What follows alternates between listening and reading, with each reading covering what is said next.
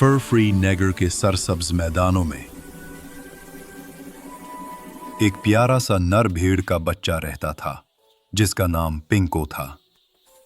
पिंको बहुत शरारती और चालाक था।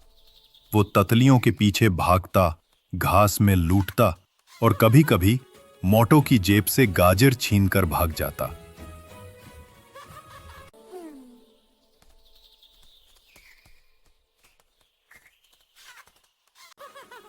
मोटो और पटलो हर दिन सैर के लिए निकलते और पिंको से जरूर मिलते।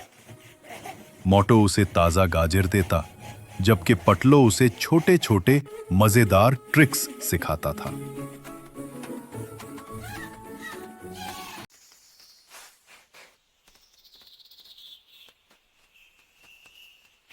एक दिन पिंको अचानक बेचैन हो गया। वो जोर-जोर से मम्मी आने लगा, मोटो की कमीज खींची और तेजी से जंगल की तरफ भागा।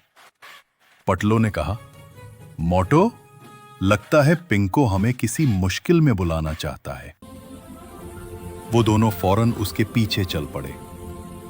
जंगल के अंदर एक नन्हा परिंदा दरख्त के नीचे गिरा हुआ था और कमजोर आवाज में चू चियों कर रहा था। पिंको परिंदे के पास खड़ा परेशानी से मम्मी आने लगा, जैसे कह रहा हो, फिक्र न करो, मदद आ गई।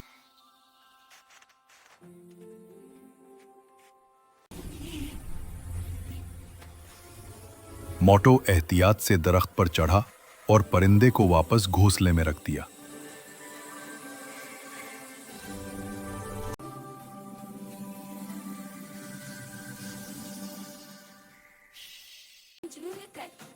पिंको खुशी से उछलने लगा।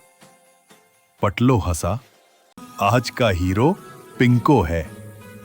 मोटो ने प्राउडली कहा, हाँ, हमारा बहादुर भेड़ बच्चा।